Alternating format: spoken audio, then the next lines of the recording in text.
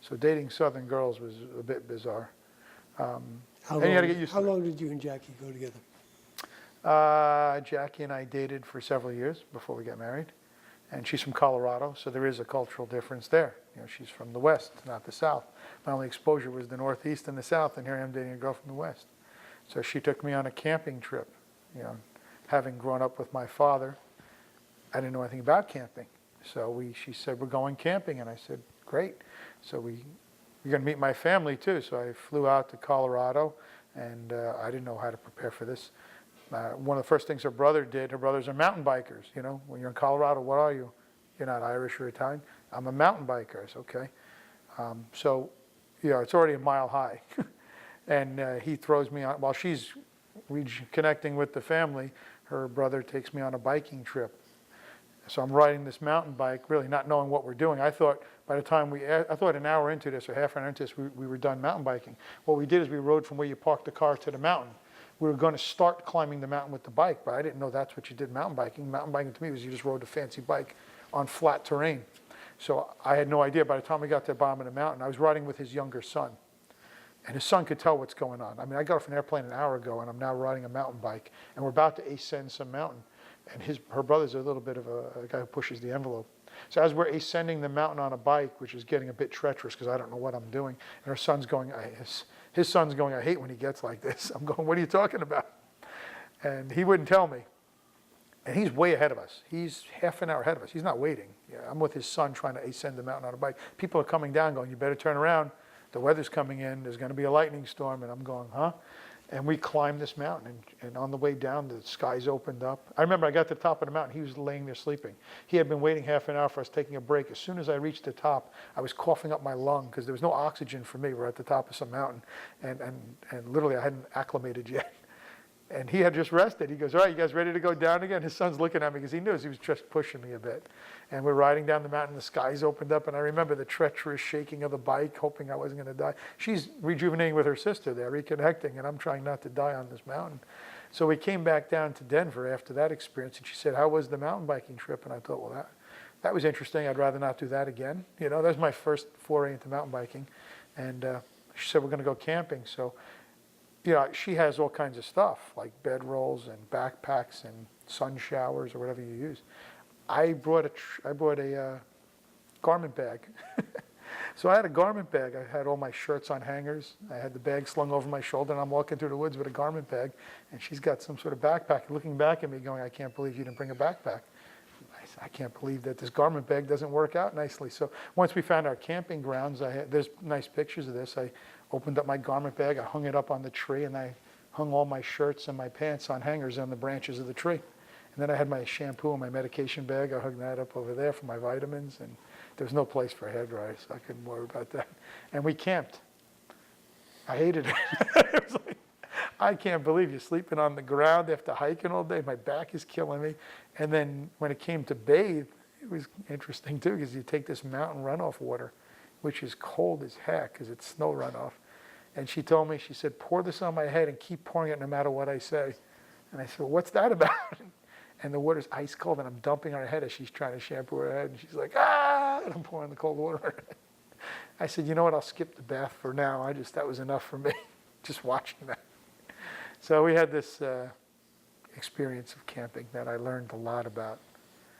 And I'm fine with it. I'm done with that. I did that. Camped and I mountain biked. That was good for me. So it's about learning other cultures. And how'd you pop the question? Oh, we went for a walk on the beach here on Long Island. And we took Bella was with us, of course, because Bella's like the chaperone of everything. So my little collie Bella's running around the beach, and a Newfoundland named Georgia.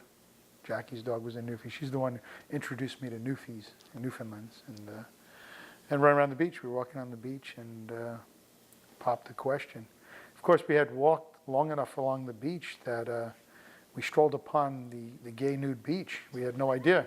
This is, I guess, Fire Island or some permutation of Fire Island. So these guys are all laying around naked. As we're walking, I'm saying, these guys look like they're naked. This guy's holding hand. I'm trying to think about popping the question. I keep getting distracted because I could have swore I saw a naked guy. And what happens? The dogs ran over, and these poor guys were just trying to have privacy. It's a new beach, and my dogs start sniffing them and harassing them. They're getting up screaming while I'm trying to propose. The dogs were harassing people, so it turned into a little bit different than originally anticipated. And then we left the beach quickly because the moment was just killing. These guys are going, "Hey, can you get your dog out of here?" So it was almost exactly as the original plan was much better than how it turned out. See, the original plan was I had planned to propose on a hansom cab in New York City. So what happened? There's a story for you. My girlfriend Jackie, and I had left AMC, and there was a gentleman who was an equine vet who would practice behind the big medical center. We practiced that. And he was an old Irish guy, salty, with the Irish sweater, didn't speak much, but a stature of a large man and no nonsense. And I would watch him out the window do orthopedic exams, watching the horses run, lameness exams. And eventually I'd take a break, I'd go down there. I knew enough not to speak to him. Thick Irish brogue, but I almost never heard 2 words out of him. And I'd stay at a distance, and every once in a while I'd look up and say, "Right rear." Because he noticed I was watching in my lab coat. And I didn't engage him because he didn't invite me to come over, and I knew enough to stay back. And after a while, I'd get a little closer, and he would say a few words, but his brogue was so thick you could barely understand him. And we got to know each other over time. And Jackie and I had come out of work one day, and a crowd was forming behind AMC, and the Queensboro Bridge was where the horses would be housed. The hansom cab horses would sleep there in the stable under the bridge. And one of the horses had collapsed and was being treated. And a crowd had formed, and he was there. He was called in as the emergency equine veterinarian. So he's trying to stabilize the situation. A crowd is forming. Some TV crews are starting to show up, kind of thing. And I can see him trying to do the best he can, but he's one man. And my father, one of the things I was raised, life's not a spectator sport. Be your best, do your best, and it's not a dress rehearsal. So I left. Jackie looked at me and said, "Where are you going?" I said, "I'm going to help him." And there I am with my tie on, and she looked at me. I always get that look of, "Here he goes." And I walked out there and I said, "Could you use some help?" And he said, "Grab her head for me." And I said, "All right." And I said, "What's going on?" She said, "She's tying up on me. She's tying up." And I said, "You need to get fluids in her." And he said, "I can't hit a vein." I said, "Can you get me some supplies?" And I said, "I think I can." So I ran back and I called into the hospital and I said, "Can we get permission to bring?" And they gave me an immediate approval, and we came down with tons of material. And he said, "We got to get her out of the sunlight." And we ended up moving her into the stable where it's dimly lit, one light bulb about 10 yards away from us. He said, and these damn people were stressing her out, and they hung up some bed sheets to block the crowd that was adding to the stress. And I said, "I can get a catheter in her for you." And he said, "Do it," and then there's a bunch of Irish, what do you call those guys? The Irish guys that run the hansom cabs, they're the stable hands. The Irish stable hands there's about 20 of them. These are the guys, they love these horses. They love these horses, they work these horses, they sometimes sleep there, but this is their world. And many of them just came over from Ireland, these stable guys that run these horses in the park, Central Park. And a group of them are forming. I get the catheter in, and her blood pressure starts to come up. And I said, we have to do a jugular cut down, which he wasn't trained to do, but I was, but I haven't done one in 10 years on a horse.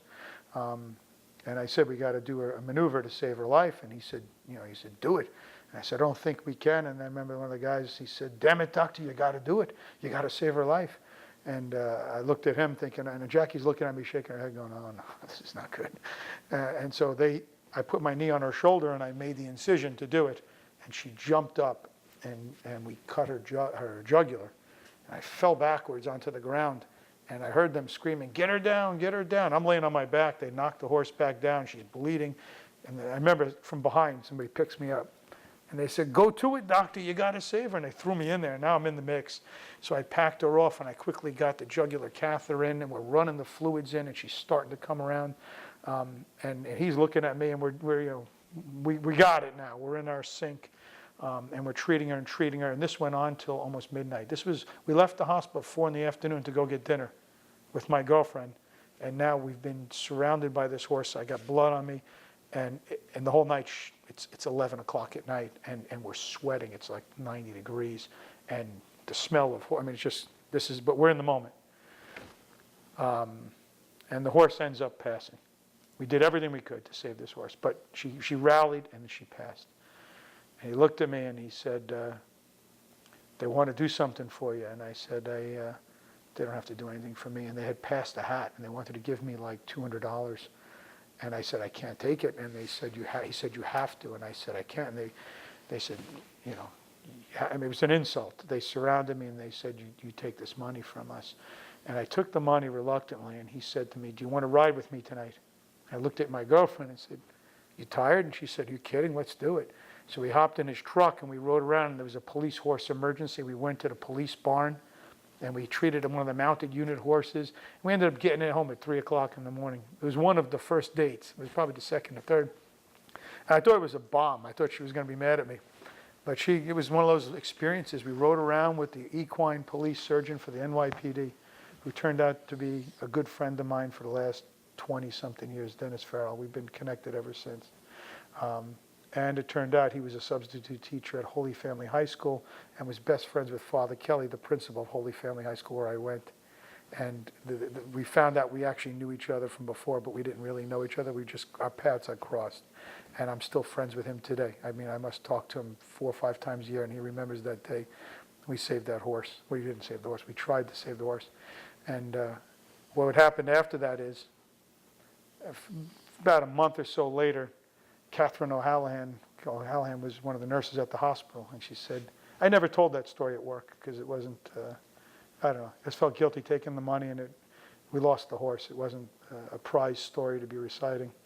And she comes up to me and says, you know, I was in this bar in Queens the other night, and they're telling this story about some crazy veterinarian that jumped on a horse and cut his jugular. She goes, and that he's their hero, da-da-da. And she said, I thought for a minute, no, I couldn't be. Then they started to describe him, the tall guy with the silver hair. She said, Dominic Marino. And they said, that's his name. She goes, I knew it was you. I knew it was you the whole time. And because who else is going to jump out in the crowd? And every time I walked the streets in Central Park, I'd see one of those guys. I became a celebrity with the handsome cab guys. I'd walk down the street and they'd insist I get in the cab. They'd wave their hat to me, Dr. Marino. And they came up to me a few weeks later and said, we want to do something special. And I thought I'd propose on handsome. We were going to arrange this big proposal. My wife canceled that day. We had it all set up. We were going to go to Central Park. I said, let's go for a ride on a handsome cab. And we were going to walk to Central Park, and these guys had it all set. They were going to have like 10 handsome cabs follow us, and I was going to propose. But she changed her mind.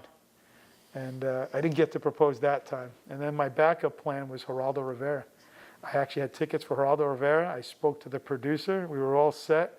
I was going to be on Geraldo Rivera and drop down on my knee and propose to my wife. And she canceled at the last minute, and that was strike 2. So plan 3 was the beach trip, which almost went perfectly until we strolled too far into some nude beach. So I had three maneuvers. The plan 3 worked out best, though. The wedding was pretty amazing. My wife and her sister went over the top, planning an experience for everybody. This was a wedding that was going to be held at Estes Park, Mount St. Malo, a chapel on a mountain, and half the people were going to come from the Italian side of the family that had never seen anything like it. So you have my uncle Nino coming from Italy, my cousin Nico Finocchiaro coming from Australia. Dozens of my friends from New York were hopping on a plane to be there. My friends from Auburn, from Alabama came up. Jackie's brother came from France. It was a convergence. Father Kelly, who baptized my sister, Jackie, who baptized us when we were children, who was our parish priest from St. Pius, who became the principal of our high school, married each one of us. So Father Kelly got on a plane and flew out there to perform the ceremony. So it was a big, big deal. But it was a bit shocking because it was Italian, but it was also Western. So when my family showed up for the wedding, my sisters showed up and they had their hair that had to get a certain height to fit the criteria of an Italian hairdo. And the dresses and all. My wife planned the bridesmaids. I guess they have a breakfast at a wedding, the bridesmaids breakfast or something. whatever that tradition is, turned into a trail ride. So she saddled up my sisters on horses and took the women of the wedding party out for a trail ride that morning. That was a bit of a shock. The rehearsal dinner the night before, rather than being at a fancy pants restaurant, was a chuck wagon, cowboy chuck wagon with a singing cowboy. So all my relatives from Italy and relatives from New York that came over expecting the Viennese, the dessert table with the sparkler and the Italian affair, were treated to a chuck wagon dinner with a singing cowboy. And they were amazed. They didn't see anything. They've never seen anything like it, neither had I. And it was an amazing experience. It really was great. The event that almost shook the wedding was the fact that one of my groomsmen decided to go out that morning for a walk in the mountains and got lost. And the wedding was beginning, and we had his tuxedo, and we were lacking a groomsman. And my cousin Nico, who came from Australia, stepped up to the plate. Ray is about 6'2" and 240 pounds. Nico's about 5'9" and 170 pounds. So we're using a stapler from the main office. We altered his tuxedo to fit Nico. Nico slapped on his tux and was actually in the wedding when Ray was supposed to be in the wedding. But Ray showed up after the wedding began. So all my wedding pictures has my cousin Nico in there with an altered suit with a stapler. But we pulled it off, and it went well. It sounds terrific. Where'd you go on your honeymoon? Honeymoon was Mexico. We had limited funds. So the bargain of a century was that there was a resort owned by the German government that in Mexico that they, I guess, send people to. I guess what I understand is that in Germany there's organized vacations for the government workers, and each month a certain group of people take their vacation when the government tells you to take your vacation, and it's quite organized. Well, in the off season they'll let other people use it at a discount. So it sounded like a great deal. So we went to this German-owned scenario in Mexico thinking Huevos Rancheros and Mexico and the Mayan ruins. And what happened when we got there was it was a German resort. So they started speaking German to us. They had strudel. They referred to my wife as Fraulein. And they wanted to play Wasserball. And it was a completely German affair in Mexico. We didn't expect it. And they were demanding. You don't just play Wasserball. Like they slap a rubber hat on your head with a number on the side and they demand you play Wasserball. And then the women all walk around topless, which I think was a bit shocking. I handled it quite well, but I think my wife was a bit blown away. So between the topless women, the Wasserball, and the guys that change their bathing suits every 2 seconds when they get wet, the whole European thing, and eating strudel and all kinds of German food, it was a little bit different than we expected. But the ruins were cool. We got to see the Mexican ruins, and it was very inexpensive.